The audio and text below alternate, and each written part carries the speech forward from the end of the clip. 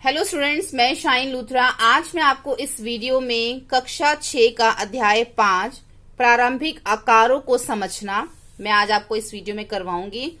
आज हम इस वीडियो के अंदर इस 5 अध्याय का इंट्रोडक्शन करेंगे और आने वाली वीडियो में हम इसके आगे की जितनी भी प्रश्नावली हैं वो हम करेंगे। पहले हम इसका इंट्रोडक्शन समझेंगे ताकि जब हम प्रश्नावली करें हमें करने में, किसी भी क्वेश्चन को करने में कोई भी प्रॉब्लम ना हो। तो सबसे पहले हम समझ लेते हैं प्रारंभिक आकारों को समझने के लिए सबसे पहले हमें रेखाखंडों को मापना कि हम रेखाखंडों को किस किस तरीके से मापते हैं। रेखाखंड और रेखा क्या होता है, सबसे पहले हम ये समझ लेते हैं। रेखाखंडों को मापना, रेखाखंड क्या होती है? एक होती है रेखा, एक होता है रेखाखंड। रेखा क्या होती है? जब हम कोई इस तरीके से रेखा खींचते हैं तो अब हम इसको दोनों तरफ से जो है वो आगे की तरफ बढ़ा सकते हैं, यानी कि लेफ्ट हैंड साइड से भी और राइट हैंड साइड से भी, तो उसको हम रेखा कहते हैं। और जो रेखाखंड होता है उसको हम जब खींच लेते हैं, बना लेते हैं, अगर हमें रेखाखंड 4 सेंटीमीटर बोला गया और मान लो मैंने 4 सेंटीमीटर बनाया है तो अब मैं इसको दोनों साइड से आगे नहीं बढ़ा सकती, ना ही इधर से और ना ही इधर से। रेखाखंड की एक फिक्स मेजरमेंट होती है, उसके बाद हम इसको दोनों तरफ से नहीं बढ़ा सकते क्योंकि दो इसके अंत बिंदु होते हैं रेखाखंड की। रेखा का कोई भी अंत बिंदु नहीं होता। रेखा को आप इधर से भी जितना मर्जी बढ़ा लो, इधर से भी जितना मर्जी बढ़ा लो। तो ये होता है रेखा और रेखाखंड। तो हमें अध्याय 5 के अंदर पहले रेखाखंडों को मापना अलग अलग तरीके से जो है इसमें बताया गया है। कई बार क्या होता है हम देखकर ही तुलना कर लेते हैं। मान लो मैंने यहाँ पर ये 2 लाइंस इस तरीके से ड्रॉ करी है, 2 रेखाखंड जो है मैंने इसमें बनाए हैं। इसका नाम है ए और बी और इसका नाम है सी और डी। तो आपको ये देखकर ही पता चल जाएगा कि जो सी डी रेखाखंड है वो ए बी से बड़ा है, यानी कि देखकर ही तुलना करना। दूसरा जाता है अक्ष द्वारा तुलना करना। अक्ष क्या होता है? ट्रेस। जब हम किसी चीज को ट्रेसिंग करते हैं उसके द्वारा भी हम बता सकते हैं कि लाइन बड़ी है या छोटी है। जैसे यहाँ पर मैं 2 लाइनें ऐसे ड्रॉ कर लेती हूँ, ये है ए और ये है बी और ये है सी और डी। अब इसको हम ट्रेसिंग पेपर से भी, अक्ष के द्वारा भी ट्रेस करके, आपके पास कोई ट्रेसिंग पेपर है उसको आपने इसके ऊपर रखा और उसकी मेजरमेंट ले ली और फिर उसी ट्रेसिंग पेपर को आपने इसके ऊपर रखा तो आपका जो है यहाँ पर आया आपका पॉइंट। जब आपने ट्रेस किया तो आपको ये पता चल जाएगा कि ए बी लाइन जो है वो बड़ी है। देखो बहुत ही ज्यादा इस तरीके से लाइन बड़ी और छोटी हो तो फिर तो आप उसको देख के बता सकते हो। बहुत ही कम वाला भी मेजरमेंट, जैसे कि मान लो ये एक लाइन है ये और दूसरी लाइन जो है मैंने ये इतनी ड्रॉ करी है, तो इसमें थोड़ी सी कंफ्यूजन हो सकती है। तो इस टाइप की लाइंस को जो है हम ट्रेसिंग पेपर के द्वारा हम उसको मेजर कर सकते हैं। इतनी ज्यादा बड़ी और इतनी ज्यादा छोटी होगी तो आप उसको देख के भी बता सकते हो, लेकिन कई बार थोड़ा सा जो है कंपैरिजन किसी का थोड़ा ज्यादा होता है थोड़ा कम, तो हमें देख के नहीं पता चलता, तो उस केस में हम ट्रेसिंग पेपर को यूज कर सकते हैं। थर्ड आ जाता है रूलर और डिवाइडर की जो हेल्प है, उससे भी जो हम इसको देख के बता सकते हैं। सिंपल, आपने रूलर से बहुत बार जो है लाइन मेजर करी होंगी। मान लो ये आपकी आ जाती है 5 सेंटीमीटर और ये आ जाता है आपका 4.8 सेंटीमीटर। इस टाइप से आपने जो स्केल से, रूलर से बहुत बार मेजरमेंट की होगी। ऐसे ही हम डिवाइडर से भी जो है मेजरमेंट करते हैं। डिवाइडर के अंदर 2 पॉइंट होते हैं, एक पॉइंट को आप यहाँ पर रख लीजिए, एक पॉइंट को आप यहाँ पर रख लीजिए। जितना आपका डिवाइडर ओपन होगा फिर आप एक लाइन को इधर रख लीजिए और एक को आपने, आपका डिवाइडर का दूसरा पॉइंट इधर आया, तो आपको ये पता चल जाएगा कि जो ऊपर वाली लाइन है वो हमारी बड़ी है। तो इस तरीके से तीन तरीके बताए गए हैं। एक तो देखकर तुलना करना, एक अक्ष के द्वारा बताना और एक रूलर और डिवाइडर से बताना कि रेखाखंड को किस तरीके से, कौन सा छोटा और कौन सा बड़ा, मापते कैसे हैं। 3 तरीके हैं इसमें रेखाखंड को मापने के।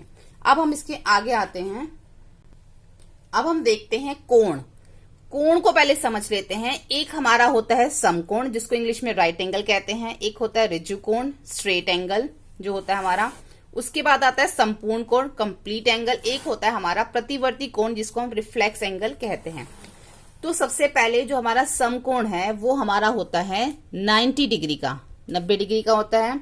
ऋजु कोण जो होता है वो हमारा 180 डिग्री का होता है और जो हमारा संपूर्ण कंप्लीट एंगल होता है ये हमारा 360 डिग्री का होता है। और जो प्रतिवर्ती कोण होता है ये हमारा जो है 180 से ज्यादा होता है और 360 से कम होता है। ठीक है, यानी कि अभी जो हम समझेंगे उसके अंदर ये जो आएगा वो आएगा हमारा 270 डिग्री का। ठीक है, प्रतिवर्ती एंगल जो है वो 180 से ज्यादा और 360 से कम होता है, लेकिन फिलहाल जो यहाँ पे अभी हम कोण समझ रहे हैं अकॉर्डिंग टू चैप्टर, उसमें हम इसको 370 डिग्री का बनाएंगे। ठीक है, अब सबसे पहले हम देखते हैं समकोण जो कि 90 डिग्री का होता है।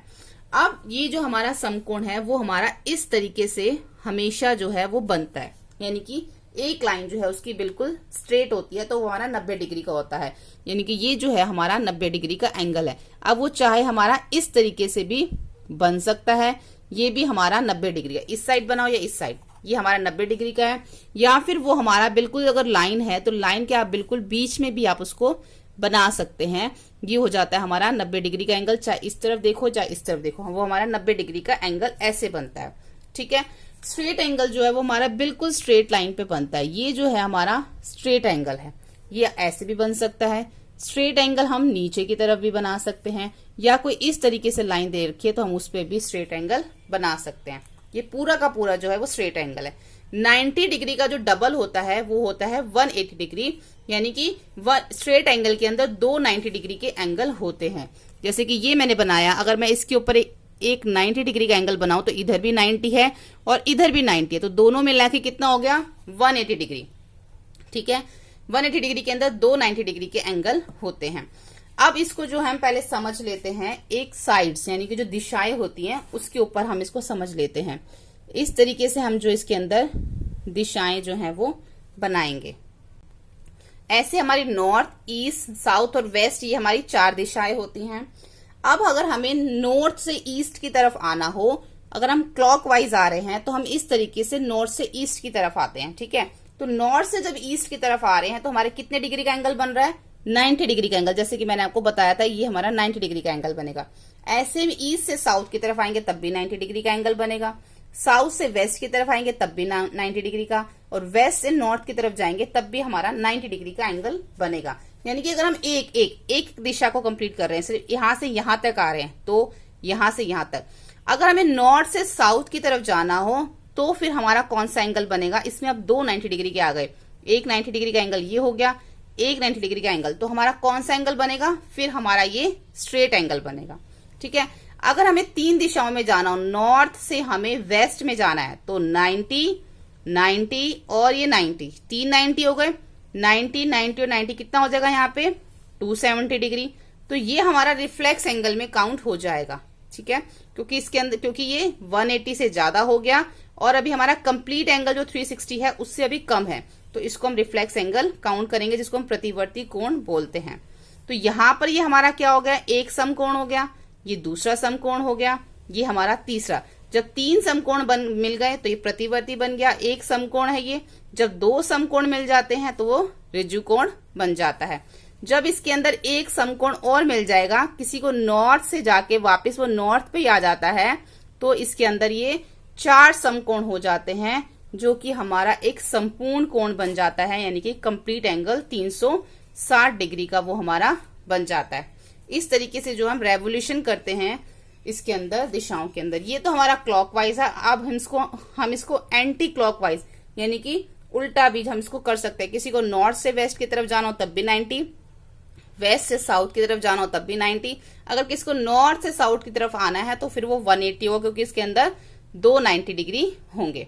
ठीक है, अब इसके अंदर जो अगर हम ये देखते हैं नॉर्थ से ईस्ट की तरफ, तो नॉर्थ से ईस्ट की तरफ हमारा एक समकोण बन रहा है और जो टोटल है वो कितना है 4 समकोण है, यानी कि 360 डिग्री।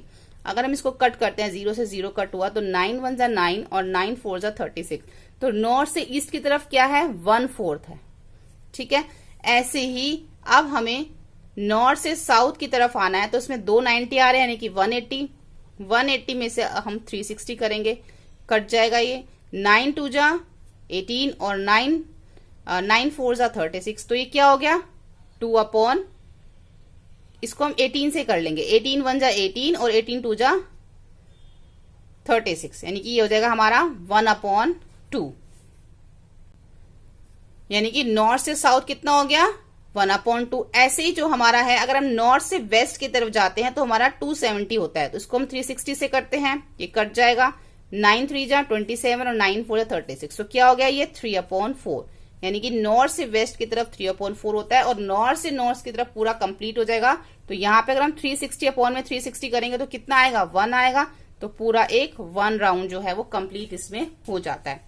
ठीक है, उसके बाद अगर इसी चीज को हम क्लॉक पे समझें, हमारे पास ये इस तरीके से हम इसमें क्लॉक बना लेंगे और क्लॉक के अंदर यहाँ पे जो है वो हमारा 12 है, इधर 3 आता है, इधर 6, इधर हमारा 9 आता है और 10 11 1 2 4 5 7 और 8। अब इसको हम क्लॉक पे समझेंगे कोणों को।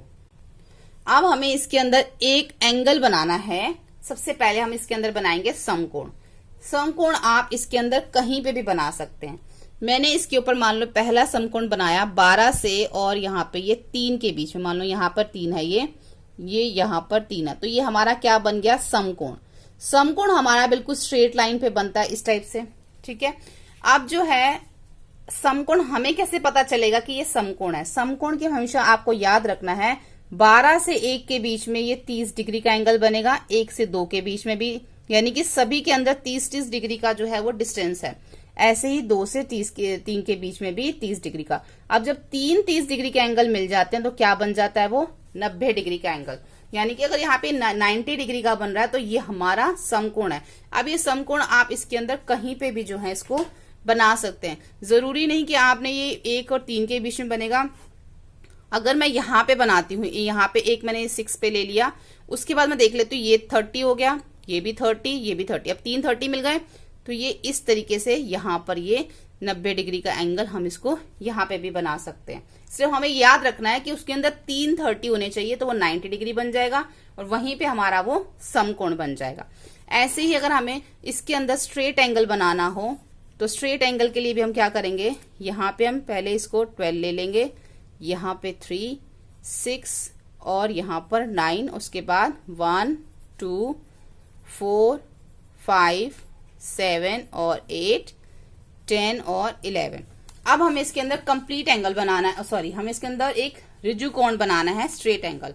ऋजु कोण हमारा जो है बिल्कुल स्ट्रेट लाइन बनती है, वो 9 से 3 पे भी सीधी बन सकती है, कहीं पे भी। हमें याद रखना जैसे समकोण के अंदर हमने देखा 90 डिग्री का एंगल बनता है, यानी कि 3 बार जो है वो यहाँ पर 1 2 3 बार 30 आता है तो 90 बनता है।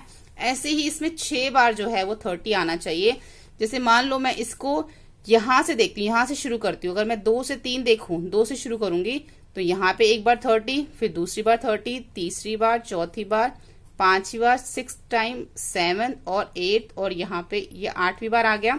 तो हमें कितनी बार चाहिए? 6 बार चाहिए। तो 1 2 3 4 5 6, यानी कि यहां से 8 तक जो है, 8 से लेके 2 तक अगर मैं बनाती हूँ तो ये मेरा एक स्ट्रेट एंगल बन जाता है। अब चाहे मैं इधर बनाऊं, अगर मुझे इधर बनाना तो ये भी 6 ही आएंगे क्योंकि इसमें टोटल 12 है, इसका हाफ मैंने कर दिया, 6 इधर हो गया 6 उधर। तो ये हमारा क्या बन गया? एक ऋजु कोण बन गया जिसके अंदर हमारा 180 डिग्री का जो है हमारा कोण होता है। अब वो इसके अंदर आप कहीं पे भी बना सकते हैं। उसके बाद आ जाता है हमारा प्रतिवर्तित एंगल। प्रतिवर्ती एंगल कैसे बनेगा? प्रतिवर्ती एंगल के अंदर हमारा कितनी बार 30 डिग्री आना चाहिए? वो हमारा 9 टाइम आना चाहिए। जैसे 6 टाइम तो भी आ चुका है, 1 2 3 4 5 6 तक आ चुका है। अगर मैं 3 और ले लेती हूँ आगे, 1 2 3, यानी कि अगर 2 से मैं करूं तो 2 से लेके 11 तक ये जो है एंगल, ये जो बाहर वाला एंगल है, अभी मैं प्रतिवर्ती एंगल की बात कर रही हूँ, ये जो पूरा एंगल है बाहर वाला, ये हमारा जो है वो प्रतिवर्तित कोण है जिसको हम रिफ्लेक्स एंगल कहते हैं। यहाँ पे अंदर वाले एंगल की बात नहीं हो रही बाहर, क्योंकि ये जो सारा है ये हमारा बन रहा है 270 डिग्री का। अगर इन सारे 30 को प्लस कर दें तो ये 270 डिग्री का कोण बनेगा जो कि हमारा प्रतिवर्ती एंगल कोण में आ जाएगा। ठीक है, यानी कि बाहर की तरफ प्रतिवर्तित कोण जो है वो इस तरीके से ज्यादातर ऐसे जो है बाहर की तरफ बनते हैं, अंदर की तरफ वो नहीं होते। ठीक है, आगे मैं आपको सिखाऊंगी प्रतिवर्तित कोण हम बनाते कैसे हैं। यहाँ पे इतना आपको समझ आ गया। और जो संपूर्ण कोण है वो तो आपको पता, अगर 12 से शुरू होगा तो 12 पे खत्म हो रहा था तो संपूर्ण है, 6 से शुरू हो रहा है 6 पे खत्म हो रहा था तो संपूर्ण है। कहीं से भी शुरू होकर कहीं उसी नंबर पे अगर आ रहा है तो वो हमारा 360 डिग्री का एक संपूर्ण कोण है। अब हम इसमें आगे देखते हैं। अब हम कोणों को थोड़ा डीपली समझ लेते हैं।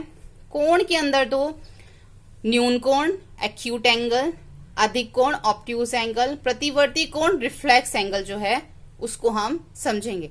जो न्यून कोण होता है वो 90 डिग्री से कम होता है। अभी तक हमने पहले समकोण किया था 90 डिग्री का, यानी कि समकोण से जो कम के एंगल बनते हैं, उससे कम डिग्री के एंगल, उसको हम एक्यूट एंगल यानी कि न्यून कोण कहते हैं। ठीक है। जो 90 डिग्री से ज्यादा के एंगल बनते हैं और 180 डिग्री के कम से एंगल बनते हैं, उसको हम अधिक कोण कहते हैं। और जैसे कि आपको मैंने बताया था 180 डिग्री से ज्यादा और 360 डिग्री से कम के जो एंगल बनते हैं उसको हम प्रतिवर्ती कोण कहते हैं। समझ लेते हैं पहले हम इसको कि न्यून कोण कैसे बनता है। 90 डिग्री से कम यानी कि समकोण से कम होगा। ये हमारा बिल्कुल सेंटर पॉइंट है। पहले हम लाइन ड्रॉ कर लेंगे। लाइन ड्रॉ करने के बाद हम एक जो है इसमें एक्यूट एंगल यानी कि न्यून कोण जो है वो हम इसमें बनाएंगे। कोण को जो है आप दोनों तरफ बना सकते हो, इधर भी लेफ्ट हैंड साइड पे भी और राइट हैंड साइड पे भी, या फिर आप इसको बीच में भी बना सकते हो पॉइंट लेके। ये हमारा बिल्कुल जो है ये जो पॉइंट है जहां पे भी हमने कोण बनाना है इसको हम वहां पर रख लेते हैं। अगर आपने इधर बनाना है तो उधर रख लो, इधर बनाना है तो आप इसको इधर रख लो। लेकिन आपको याद रखना है अगर आप लेफ्ट हैंड साइड पे बना रहे हो तो आपको ये नीचे के जितने भी ये दे रखे हैं, नीचे के आपको सारे इसकी डिग्री जो है काउंट करनी है। अगर आप राइट हैंड साइड पे बना रहे हो तो आपको ऊपर वाली डिग्री जो है सारी काउंट करनी है। अगर मैं राइट हैंड साइड पे बनाऊंगी और मुझे 60 डिग्री का एंगल बनाना है तो वो मेरा इस साइड आएगा। यहां पे पहले मैं इसको रख लूंगी बिल्कुल लाइन के ऊपर ऐसे, इस पॉइंट को ऐसे। ठीक है। और यहां पे जो है वो मेरा 60 डिग्री यहां लिखा हुआ है तो वो इस साइड पे आएगा। और यहां से हम इसको मिला देंगे। दोनों तरफ जो है आप एंगल बना सकते हो, बीच में भी बना सकते हो पॉइंट लेके, लेकिन आपको जो है इसको यूज करना आना चाहिए कि हम इसको किस तरीके से यूज करते हैं। ठीक है। यह हमारा क्या बन गया 60 डिग्री का एंगल, इसको हम बोलेंगे न्यून कोण। अब आप इसको 90 डिग्री से कम कितने का भी आप 30 डिग्री का बना सकते हो, 20 का, 55 का, 65 का, यानी कि वो 90 से जितने भी हैं, यानी कि 90 से जो ये सारे आप देख रहे हो ये सब क्या हमारे न्यून कोण है। अगर आप लेफ्ट हैंड साइड पे बनाते हो तो 90 से कम सारे ये हमारे न्यून कोण है। अधिक कोण की बात करें तो उसको हम बोलते हैं ऑब्ट्यूज एंगल। वो हमारा जो है 90 से ज्यादा होता है, 90 से ज्यादा और 180 डिग्री से कम। 90 से ज्यादा मतलब 195 भी हो सकता है, 100 भी हो सकता है, 105, 110। अगर आप इसको राइट हैंड साइड पे बनाते हो तो जितने भी ये सारे कोण हैं ये 90 से ज्यादा हैं तो ये सब हमारे किस में आ जाएंगे अधिक कोण में। अगर आप इसको लेफ्ट हैंड साइड पे बनाते हो तो ये 90 से अधिक ऊपर वाले सारे कोण जो हैं वो हमारे ऑब्ट्यूज एंगल में आएंगे। तो पहले हम एक बना लेते हैं, एक अधिक कोण भी हम इसके अंदर बना लेते हैं। अधिक कोण के लिए मैं इसको यहां पे बना लेती हूं।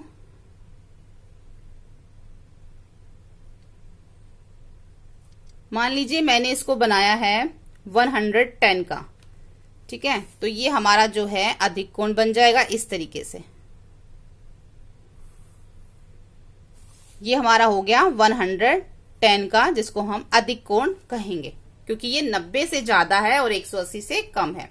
तो हम देखते हैं प्रतिवर्ती कोण कैसे बनते हैं। प्रतिवर्ती कोण बनाने के लिए हमें ये पता है कि प्रतिवर्ती कोण जो है वो 180 डिग्री से ज्यादा होता है और 360 डिग्री से कम होता है। तो उसके लिए मान लो मुझे इसके अंदर एक कोण बनाना है 220 डिग्री का। 220 डिग्री का अगर मुझे कोण बनाना है तो मैं 360 में से 220 को माइनस करूंगी। 6 में से 2 गए 4 और 3 में से 2 गए 1, यानी कि मुझे 140 डिग्री का कोण बनाना पड़ेगा, तब वो जो है मेरा 220 डिग्री का बनेगा। ठीक है। यानी कि हमें प्रतिवर्ती कोण के अंदर जितने भी डिग्री का कोण बनाने को बोला जाता है हम उसको 360 में से माइनस कर लेंगे और जो भी हमारा आंसर आएगा माइनस करने के बाद हमें उतने डिग्री का कोण बनाना है तो हमारा 220 का अपने आप बन जाएगा। तो इस तरह से पहले एक लाइन ड्रॉ कर लीजिए। लाइन ड्रॉ करने के बाद हम इसके अंदर 140 डिग्री हमारा कहाँ आ रहा है, इधर आ रहा है। ठीक है।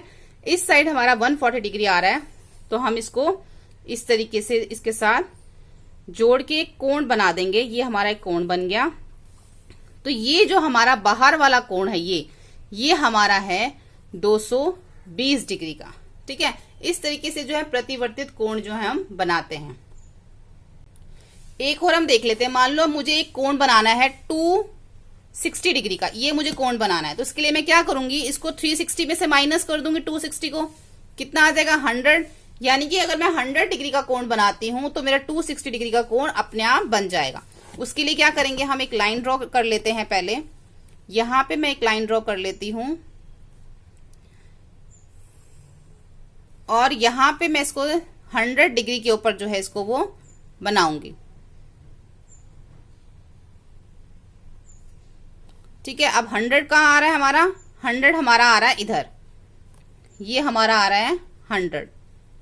अब इन दोनों को जो है मैं आपस में ज्वाइन कर दूंगी, तो जो मेरा कोण कौन सा बन जाएगा, ये 260 डिग्री का हमारा ये कोण बन जाएगा। ये तो ये बन गया हमारा 260 डिग्री का कोण। इस तरीके से हम जो है प्रतिवर्तित कोण बनाते हैं। और ये हमारा हमने जो अभी हमने पढ़ा है, कौन सा पढ़ा है, न्यून कोण जो 90 डिग्री से कम होता है, अधिक कोण जो 90 डिग्री से ज्यादा होता है और 180 से कम होता है, और प्रतिवर्तित कोण जो 180 से ज्यादा होता है और 360 से कम होता है। ठीक है, और संपूर्ण कोण आपको पता ही है 360 डिग्री का होता है।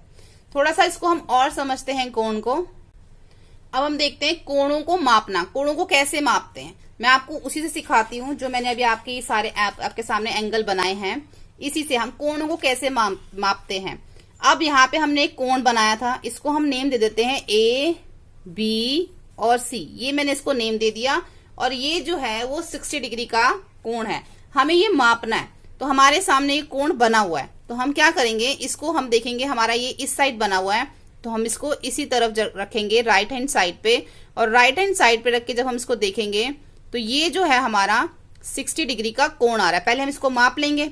कई बार आपको कोण बने हुए आपको दिए जाएंगे, आपने उसको मापना होगा। मापने के बाद आपने देखा कि ये हमारा 60 डिग्री आ रहा है, तो आपने उसको लिखना है कि ये कोण कितने डिग्री का है। तो हम कैसे लिखेंगे, कोण का जो चिन्ह लगाएंगे, उसके बाद लिखेंगे क्या नाम है इस कोण का, ए बी सी। तो हम लिखेंगे ए बी और सी, कितने डिग्री का है ये, 60 डिग्री का है। जिस कोण जिसके ऊपर ये देखो, ये हमारा क्या है बीच में, ये हमारा एक वर्टेक्स है।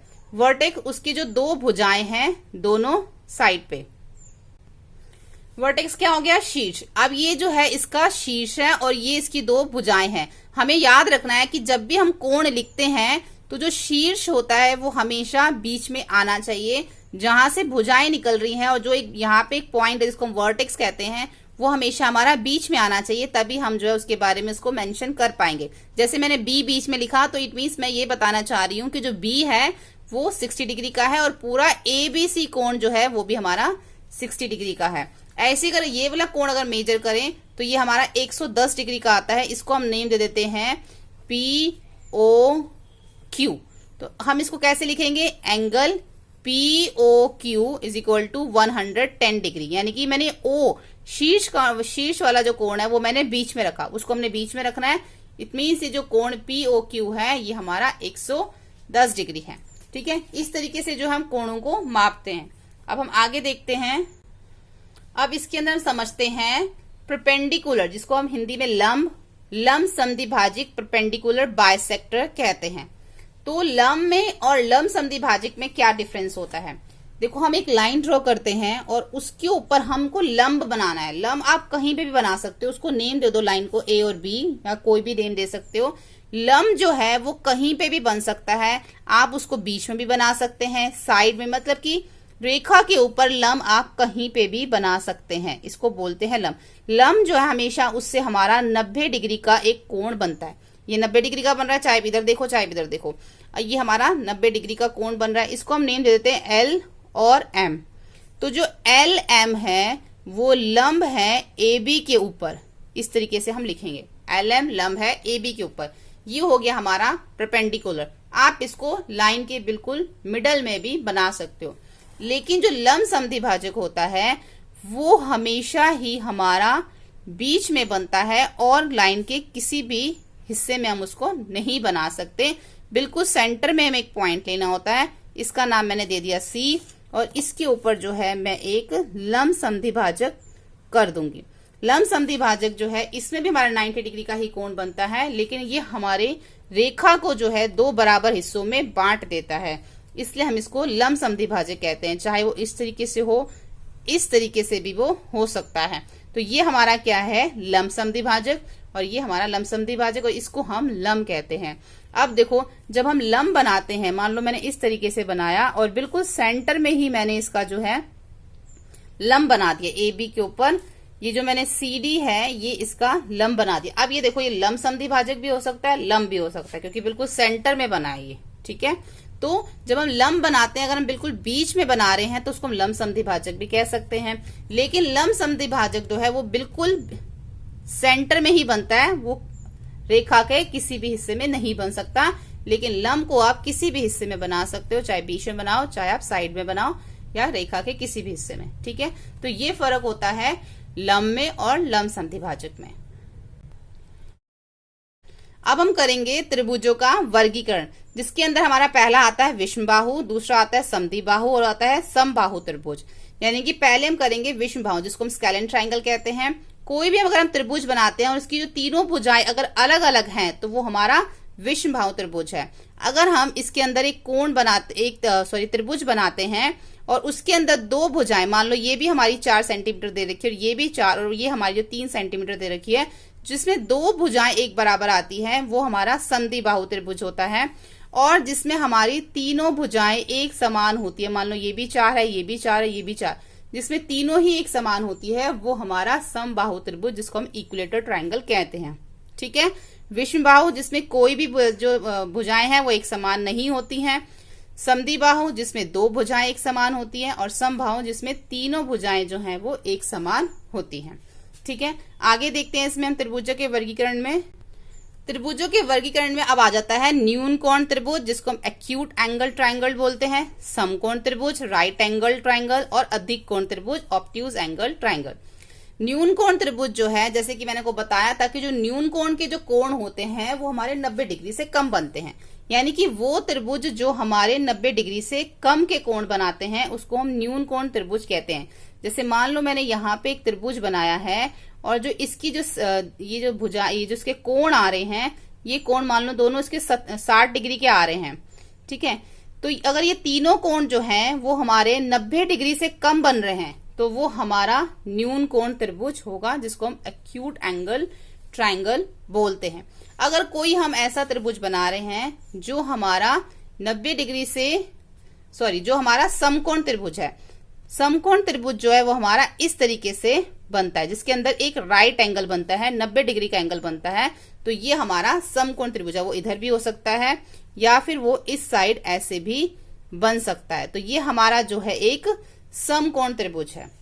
न्यून कोण त्रिभुज कौन सा होता है, जो हमारे 90 डिग्री से कोण जिसमें बनते हैं।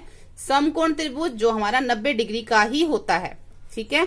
ये है लेस देन, यानी कि 90 से कम, और ये हमारा 90 डिग्री का ही होता है। उसके बाद देखते हैं हम अधिक कोण त्रिभुज, यानी कि ऑब्ट्यूज एंगल, एक ऐसा कोण जो हमारा 180 डिग्री से कम होता है, 90 डिग्री से ज्यादा होता है और 180 डिग्री से कम होता है। जैसे कि मान लो मैंने यहाँ पे एक लाइन ड्रॉ करी और ये जो मैंने एक कोण बनाया, मान लो ये हमारा बन गया 120 डिग्री का कोण, तो ये 180 डिग्री से कम है और 90 डिग्री से ज्यादा। तो जो इस तरह के कोण बनते हैं उसको हम बोलते हैं अधिक कोण त्रिभुज, इस टाइप से, ठीक है। ये हमारे होते हैं अधिक कोण त्रिभुज। अब वो इस साइड भी बन सकता है और या फिर हमारा वो इस साइड भी बन सकता है, ठीक है। इस तरह के जो कोण होंगे हम उसको बोलेंगे अधिक कोण त्रिभुज। इसको हम ऐसे जोड़ेंगे, ठीक है। ये हमें समझना है। ये हमारा हो गया न्यून कोण 90 डिग्री से कम, ये हमारा हो गया समकोण 90 डिग्री का, और अधिक कोण होता है 180 डिग्री से कम और 90 डिग्री से ज्यादा, वो हमारे अधिक कोण त्रिभुज होते हैं। अब हम आगे देखते हैं इसमें। अब हम इसके अंदर पढ़ेंगे चतुर्भुज, यानी कि क्वाड्रिलेटर। क्वाड्रिलेटर क्या होता है? चतुर्भुज, 4 भुजाओं का बहुभुज एक चतुर्भुज कहलाता है। यानी कि जिसकी 4 भुजाएं होती हैं, 4 भुजाएं होनी चाहिए, उसको हम चतुर्भुज कहते हैं। सबसे पहले आयत, रेक्टेंगल, इसकी जो विपरीत भुजाएं हैं, चारों भुजाएं और चारों कोण बराबर होते हैं। किसमें? आयत में। रेक्टेंगल के अंदर हमारे जो हैं ये इसके बराबर हैं, और ऑपोजिट साइड यानी कि जो विपरीत भुजाएं और विपरीत कोण भी आप कह सकते हो, इसमें जो है वो सब बराबर है, सारे जो है 90 डिग्री का कोण बना रहे हैं और ऑपोजिट साइड जो विपरीत भुजाएं हैं वो हमारी बराबर है। तो इसको हम क्या कहेंगे, क्वाड्रिलेटर, चतुर्भुज कहते हैं, क्योंकि इसमें 4 भुजाएं हैं। 4 भुजाएं वाले जो होते हैं वो चतुर्भुज होते हैं। वर्ग भी जो है हमारा चतुर्भुज है, क्योंकि इसके अंदर भी 4 भुजाएं हैं और ये चारों भुजाएं जो हैं वो एक समान है एक दूसरे के, और ये जो चारों कोण हैं ये भी 90 डिग्री का कोण बनाते हैं। उसके बाद बात आ जाती है समांतर चतुर्भुज, जिसको हम पैरेललोग्राम कहते हैं। समांतर चतुर्भुज, इसमें 90 डिग्री का कोण नहीं बनता। देखो आयत के अंदर 90 डिग्री का कोण बनता है, लेकिन समांतर चतुर्भुज में 90 डिग्री का कोण नहीं बनता। इसकी जो सम्मुख भुजाएं हैं वो समांतर होती है, इनकी पैरेलल होती है। अब ये लाइन जो है वो इसके पैरेलल है और ये लाइन जो है वो इसके पैरेलल है। मैं यहाँ पे पैरेलल की बात कर रही हूँ, बराबर की बात नहीं कर रही। यानी कि अगर मैं इस लाइन को बढ़ाऊं और इस लाइन को बढ़ाऊं तो दोनों ये एक दूसरे के पैरेलल है। पैरेलल लाइन कौन सी होती है, जो आगे जाके नहीं मिलती। तो अगर हम इन दोनों लाइन को आगे एक्सटेंड करें, चाहे इधर से चाहे इधर से, तो ये इसके पैरेलल है। अगर मैं ये लाइन एक्सटेंड करूं यहाँ से और ये लाइन यहाँ से आगे बढ़ाऊं तो ये लाइन इसके पैरेलल है, जो कि आगे जाके नहीं बढ़ेगी। ये भी 4 भुजाओं से बना हुआ है, इसलिए हम इसको चतुर्भुज कहेंगे। उसके बाद बात आ जाती है समचतुर्भुज, जिसको हम रोम्बस कहते हैं। समचतुर्भुज की भी 4 भुजाएं बराबर होती हैं, यानी कि ये भुजा जो है वो इसके बराबर है, ये भुजा जो है वो इसके बराबर। जैसे कि स्क्वायर की चारों भुजाएं बराबर होती है ना, ऐसे ही जैसे वर्ग की चारों भुजाएं बराबर होती है, ऐसे समचतुर्भुज की भी चारों भुजाएं बराबर होती है, पर इसमें 90 डिग्री का कोण नहीं बनता जैसे कि वर्ग में बनता है। ठीक है, तो ये भी हमारा 4 भुजाओं से बना हुआ समचतुर्भुज है। उसके बाद हम बात करते हैं समलंब, जिसको हम ट्रेपेजियम कहते हैं। ये भी 4 भुजाओं से बना हुआ है। इसकी 2 भुजाएं बराबर हैं, यानी कि ये जो भुजा है वो इसके बराबर है, लेकिन ये जो है वो इसके बराबर नहीं है। मतलब कि हम उसको ये कह सकते हैं कि ये अगर हम इसको आगे एक्सटेंड करें तो ये आगे जाके जो है आगे जाके मिल जाएंगी, और ये जो है ये 2 भुजाएं जो हैं इसकी वो बराबर होती है, लेकिन ये 4 भुजाओं से बना हुआ है, इसलिए हम इसे भी चतुर्भुज कहेंगे। ऐसी जो पतंग होती है, पतंग भी 4 भुजाओं से बनी होती है। पतंग में 2 आसन भुजाएं बराबर होती हैं। आसन भुजाएं कौन सी होती हैं, जो हमारी एक शीर्ष से यानी कि एक ही कोण से निकल के बनती हैं। जैसे कि ये शीर्ष है, अब यहाँ से ये वाली भुजा भी निकल रही है, ये भी, तो ये जो है वो इसके बराबर है। अब ये इस शीर्ष से 2 भुजाएं निकल रही हैं, ये भुजा इसके बराबर है। इस शीर्ष से भी 2 भुजाएं निकल रही हैं, ये भुजा इसके बराबर है। अब इस शीर्ष से भी 2 भुजाएं निकल रही है, ये इसके बराबर हैं। यानी कि एक शीर्ष से जब 2 भुजाएं निकलती हैं और वो एक दूसरे के बराबर होती हैं तो उसको हम आसन भुजाएं कहते हैं। तो पतंग में 2 आसन भुजाएं बराबर होती हैं, और ये किससे बना हुआ है, 4 भुजाओं से बना हुआ है, इसलिए पतंग को भी हम चतुर्भुज कहते हैं। ठीक है, आगे देखते हैं। अब हम देखेंगे बहुभुज, जिसको हम पॉलीगन्स कहते हैं। पॉलीगन्स क्या होता है, पॉलीगन्स जो है वो हमारा एक क्लोज फिगर यानी कि एक बंद फिगर जो होता है, बंद आकृति, उसको हम पॉलीगन कहते हैं। लेकिन पॉलीगन जो है वो हमारा किससे बना होना चाहिए, रेखाखंडों से बना होना चाहिए। ठीक है, जैसे ये ट्राइंगल है, ट्राइंगल को हम बहुभुज कहेंगे, क्योंकि ये तीनों तरफ से, ये चारों तरफ से क्या है, बंद है, और ये हमारा रेखाखंड से बना हुआ है। ट्राइंगल क्या है, त्रिभुज का है, 3 भुजाएं हैं इसकी और ये बंद हैं। ठीक है, ऐसे ही जो चतुर्भुज है यानी कि जो क्वाड्रिलेटर होते हैं वो हमारे 4 भुजाओं से बने होते हैं और वो बंद हैं अगर चारों तरफ से, तो हम उसको पॉलीगन कह सकते हैं, कहते हैं। ठीक है, यानी कि चतुर्भुज के अंदर, चतुर्भुज में जितनी भी भुजाएं भी हमने पढ़ी उसको हम पॉलीगन्स भी कहेंगे, क्योंकि वो क्या है, वो बंद हैं चारों तरफ से और वो सब रेखाखंड से बने हुए हैं। ठीक है, ऐसे ही जो पेंटागन होता है, पंचभुज होता है, वो 5 भुजाओं से बना होता है, उसको भी हम पॉलीगन कहते हैं। ऐसे ही यहाँ पर ये जो 6 भुजाओं से बने हुए, ये भी 6 भुजाओं से बना, ये भी 6 भुजाओं से बना है, यानी वो रेखाखंड से बने होने चाहिए पॉलीगन, और वो बंद आकृति होनी चाहिए, तो हम उसको बहुभुज कहेंगे। जैसे कि हेक्सागन, हेक्सागन 6 भुजाओं से बना हुआ है और इसको हम क्या कहेंगे, इसको भी हम बहुभुज कहेंगे। तो ये क्या हमारा पष्टभुज है। ऐसे ही अष्टभुज यानी कि जिसमें 8 भुजाएं होती हैं उसको हम ऑक्टागन कहते हैं, और ये हमारा रेखाखंड से बना हुआ है और ये हमारा क्लोज फिगर है, तो इसको हम क्या बोलेंगे, पॉलीगन, बहुभुज बोलेंगे। ठीक है, अब हम आगे देखते हैं। अब हम पढ़ते हैं त्रिविमीय आकार यानी कि 3 डायमेंशनल शेप्स। त्रिविमीय आकार कौन से होते हैं? जिसके अंदर हमारे फलक यानी कि फेसेस, जिसमें हमारे किनारे एजेस भी होते हैं और जिसमें हमारे शीर्ष और वर्टिसेस भी होते हैं, उसको हम त्रिविमीय आकार कहते हैं। जैसे कि मैंने यहाँ पर ये एक बनाया है। अगर मैं इसकी बात करूं तो ये जो है हमारा एक बॉक्स है, और जैसे मान लो उसको हम डाइस कह देते हैं, यानी जिससे हम पासा फेंकते हैं।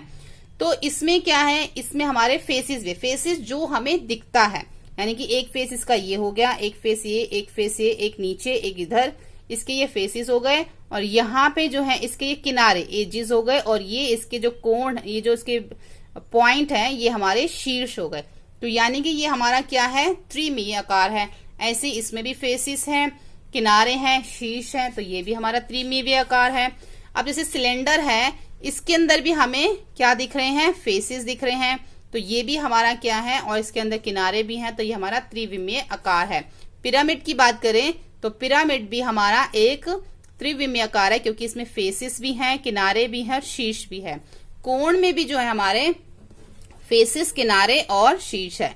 अगर हम बॉल की बात करें तो बॉल को भी जो है हम त्रिविमीय आकार कहते हैं, क्योंकि अगर हम उसको चारों तरफ से देख पा रहे हैं। त्रिविमीय आकार क्या होता है, कोई भी आकृति, कोई भी चीज, उसको अगर हम चारों तरफ से घुमा के देख सकते हैं, ऊपर से नीचे से चारों तरफ से अगर हम उसको देख सकते हैं, तो वो हमारा 3 डायमेंशनल शेप में आ जाता है, त्रिविमीय आकार में आ जाता है। ऐसे अगर हम बॉल की बात करें तो बॉल को हम चारों तरफ से देख सकते हैं, तो ये भी हमारा एक त्रिविमीय आकार में आ जाएगा। ठीक है, तो यहाँ पे हमारा जितने भी हमने एक्सरसाइज के जितने भी मेन पॉइंट्स थे वो हमने समझ लिए हैं। जब हम इसकी एक्सरसाइज करेंगे तो होपफुली कोई प्रॉब्लम नहीं होगी।